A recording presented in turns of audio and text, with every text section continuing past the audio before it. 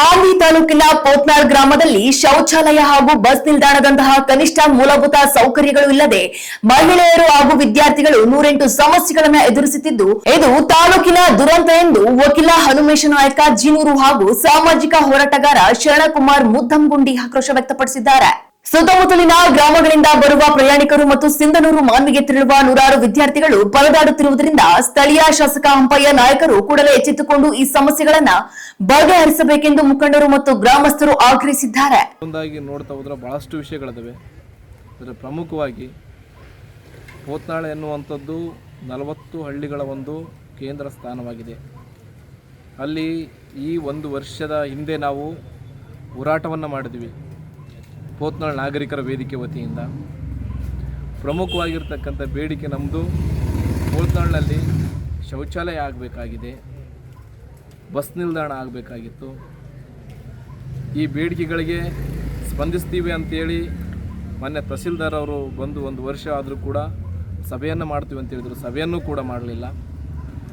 ಇನ್ನೊಂದು ಮುಖ್ಯವಾಗಿ ಇವತ್ತು ಅಲ್ಲಿ ಬಂದಿರತಕ್ಕಂಥ ಮಹಿಳೆಯರಿಗೆ ಎಷ್ಟು ಸಮಸ್ಯೆ ಆಗ್ತದೆ ಅಂತಂದರೆ ದಿನನಿತ್ಯ ಕೂಡ ಸಾವಿರಾರು ಜನ ಅಲ್ಲಿ ಓಡಾಡ್ತಾ ಇದ್ದಾರೆ ಪೋತ್ನಾಳಲ್ಲಿ.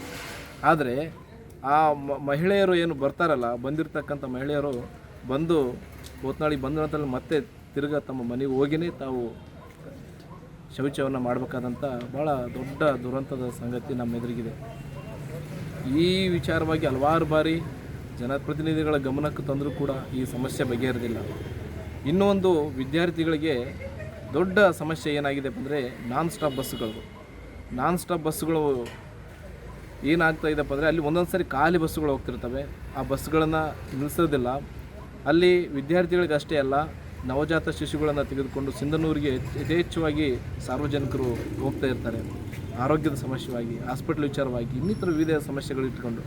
ಆದರೆ ಆ ನಾನ್ ಸ್ಟಾಪ್ ಬಸ್ಗಳ ಬಗ್ಗೆ ಈಗಾಗಲೇ ಕಳೆದ ಹೋರಾಟದಲ್ಲಿ ಈ ವಿಷಯವನ್ನು ಗಮನಕ್ಕೆ ತಗೊಂಬಂದಿದ್ದರೂ ಕೂಡ ಯಾವುದೇ ರೀತಿಯಾಗಿರ್ತಕ್ಕಂಥ ಪ್ರತಿಕ್ರಿಯೆ ನೀಡಿಲ್ಲ. ಹಾಗಾಗಿ ಮುಖ್ಯವಾಗಿ ನಾನ್ ಸ್ಟಾಪ್ ಬಸ್ಗಳೊಂದು, ಬಸ್ ನಿಲ್ದಾಣ ಈಗಾಗಲೇ ರೋಡು ಅಗಲೀಕರಣ ಆಗಿದೆ. ಈಗ ರಾಜ್ಯ ಹೆದ್ದಾರಿ ನಡೀತಾ ಇದೆ. ಈಗ ಮುಂದಿನ ದಿನಗಳಲ್ಲಿ ಸಾಕಷ್ಟು ಪ್ರಯತ್ನ ಮಾಡಿದ್ದೀವಿ ಅಂತೇಳಿ ಮಾಜಿ ಸಚಿವರು ಹೇಳಿದರು. ಆದರೆ ಅದು ಕಾರ್ಯರೂಪಕ್ಕೆ ಬರ್ತಾ ಇಲ್ಲ. ಅದಕ್ಕಾಗಿ ಹಂಗಂತೇಳಿ ನಾವು ಅದನ್ನು ಆ ಸಮಸ್ಯೆನ ಮಾಧ್ಯಮ ಮಿತ್ರರಿಗೆ ನಮಸ್ಕಾರಗಳು. ನಾನು ಹನುಮೇಶ್ ನಾಯಕ್ ಜೀನೂರ್ ಅಂತಂದೇಳಿ BJPಯ ಪ್ರಧಾನ ಕಾರ್ಯದರ್ಶಿ ಮಾನ್ವಿ ಮಂಡಲ ಹಾಗೂ ವಕೀಲರು. ನಾ ಹೇಳ್ತಕ್ಕಂಥ ವಿಷಯ ಏನಂತಂದರೆ, ನಮ್ಮ ಪೋತ್ನಾಳ್ ಗ್ರಾಮದಲ್ಲಿ ಸುಮಾರು 40 ಹಳ್ಳಿಗಳ ವಿದ್ಯಾರ್ಥಿಗಳು ಸಿಂಧನೂರು ಮತ್ತು ಮಾನ್ವಿ ಮತ್ತು ವಿವಿಧ ಕಡೆಗೆ ಏನಪ್ಪ ಅಂತಂದರೆ ವಿದ್ಯಾರ್ಥಿಗಳು ಬಸ್ಸಿಗೆ ಹೋಗ್ತಿರೋದ್ರಿಂದ ತುಂಬ ತೊಂದರೆಗಳನ್ನು ಅನುಭವಿಸ್ತಾ ಇದ್ದಾರೆ. ಏನು ತೊಂದರೆ ಅನುಭವಿಸ್ತಾ ಇದ್ದಾರೆ ಅಂತಂತಂದರೆ, ಅಲ್ಲಿ ನಿಲ್ಲಲು ಬಸ್ ನಿಲ್ದಾಣ ಇಲ್ಲ, ಅಲ್ಲಿ ಸಾರ್ವಜನಿಕರಿಗೆ ಶೌಚಾಲಯ ವ್ಯವಸ್ಥೆ ಇಲ್ಲ. ಹಾಗಾಗಿ ಸುಮಾರು ದಿನನಿತ್ಯ ಏನಪ್ಪ ಅಂತಂತಂದರೆ 2,000 ಜನ ಏನಪ್ಪ ಅಂತಂದರೆ ಓಡಾಡ್ತಕ್ಕಂಥ ಒಂದು ಜಂಕ್ಷನ್ ಏರಿಯಾ ಅದು.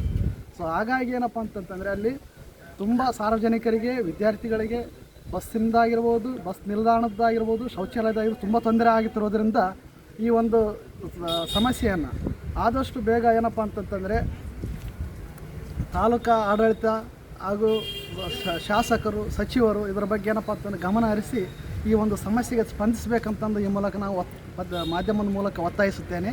ಅದೇ ರೀತಿಯಾಗಿ ಅಲ್ಲಿ ಸರಿಯಾಗಿ ಏನಪ್ಪ ಅಂತಂತಂದರೆ ಈಗಾಗಲೇ ಜಿಲ್ಲಾಧಿಕಾರಿಗಳು ಕೂಡ ಹಲವಾರು ಬಾರಿ ಏನಪ್ಪ ಅಂತಂದರೆ ಮನವಿ ಕೂಡ ಮಾಡಿದ್ದಾರೆ. ಹಲವಾರು ಮನವಿಗಳನ್ನು ಕೂಡ ಸಲ್ಲಿಸಿರ್ತಕ್ಕಂಥದ್ದು ಇದೆ. ಸೊ ಹಾಗಾಗಿ ಏನಪ್ಪ ಅಂತಂದರೆ ಈ ಸುಮಾರು 200 ವಿದ್ಯಾರ್ಥಿಗಳು ಬೆಳಗ್ಗೆ 6 ಗಂಟೆಲಿಂದ ನೋಡ್ಬೇಕಂತಂತಂದರೆ ಸುಮಾರು ಬಸ್ಸುಗಳು ಕೂಡ ನಿಲ್ತಾ ಇಲ್ಲ. ಹಾಗಾಗಿ ಒಂದು ಬಸ್ಸಿಗೆ ಏನಪ್ಪ ಅಂತಂದ್ರೆ 50 ಜನ ಹೋಗ್ತಕ್ಕಂಥ ಬಸ್ಸಿಗೆ ಸುಮಾರು 100ರಿಂದ 200 ಜನ ಹೋಗ್ತಕ್ಕಂಥ ಪರಿಸ್ಥಿತಿ ಉದ್ಭವ ಆಗ್ಯದ. ಅಷ್ಟು ತೊಂದರೆ ಅನುಭವಿಸ್ತಾ ಇದ್ದಾರೆ. ವಿದ್ಯಾರ್ಥಿಗಳಿಗೆ ಕೂಡ ಭಾಳ ತೊಂದರೆ ಆಗ್ತಾಯಿದೆ, ಆಗ ಸಾರ್ವಜನಿಕರಿಗೆ ಕೂಡ ತೊಂದರೆ ಆಗ್ತಾಯಿದೆ. ಈ ಒಂದು ಸಮಸ್ಯೆಯನ್ನು ಕೂಡಲೇ ಏನಪ್ಪ ಅಂತಂತಂದರೆ ತಾಲೂಕಾ ಮತ್ತು ಜಿಲ್ಲಾಡಳಿತ ಹಾಗೂ ಶಾಸಕರು ಇದನ್ನು ಮನಗಂಡು ಪರಿಹಾರ ಮಾಡಬೇಕಂತಂದು ಈ ಮೂಲಕ ಒತ್ತಾಯಿಸುತ್ತೆ. ಅಲ್ಲ ಸರ್, ಏನಂತಂದರೆ ಈ ಮಾನ್ವಿಯಲ್ಲಿ ಕೂಡ ಪೋತ್ನಾಳದಲ್ಲಿ ಶೌಚಾಲಯ ವ್ಯವಸ್ಥೆ ಎಲ್ಲ ಬಸ್ ಮತ್ತು ಜನರು ಹೇಗೆ ಸರ್, ಮಳೆ ಬಂದರೆ ಹೇಗೆ? ಮಳೆ ಬಂದರೂ ಕೂಡ ಅದೇ ಮಳೆಯಲ್ಲಿ ಅದೇ ರೋಡ್ ಮೇಲೆ ಇರ್ತಕ್ಕಂಥ ನೀರಿನಲ್ಲಿ ನಿಂತು ಹೋಗ್ತಕ್ಕಂಥ ಪರಿಸ್ಥಿತಿ ಎದುರಾಗಿದೆ. ಆ ಪರಿಸ್ಥಿತಿ ಕೂಡ ನೋಡಿದರೆ ನಾವು ಕಣ್ಣಾರೆ ಕಂಡಪ್ಪ ಅಂದರೆ ಹೇಳ್ತಿರೋದು. ಅಷ್ಟು ಅಲ್ಲಿ ಡ್ರೈನೇಜ್ ನೀರು ಕೂಡ ರೋಡ್ ಮೇಲೆ ಇರ್ತಕ್ಕಂಥದ್ದು, ಅಲ್ಲಿ ಯಾವುದೇ ರೀತಿಯಿಂದ ಏನೋ ಸೂಕ್ತವಾದ ಏನಪ್ಪ ನಿಲ್ಲಕ್ಕೆ ಕೂಡ ಸೂಕ್ತವಾದ ಸ್ಥಳ ಕೂಡ ಇಲ್ಲ.